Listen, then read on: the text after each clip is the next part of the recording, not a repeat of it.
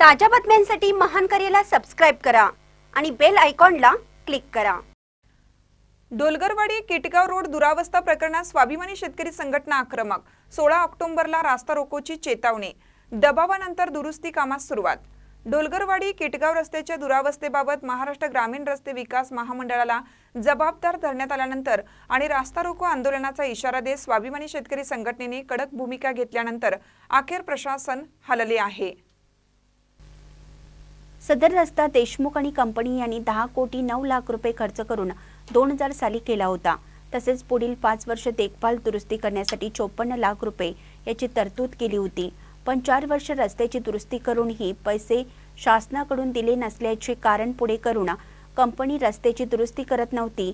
पण तरतुदीप्रमाणे रस्त्याची दुरुस्तीची जबाबदारी ठेकेदारांची असल्याने रास्ता रोको आंदोलन करण्याचा इशारा दीपक पाटील यांनी दिला होता।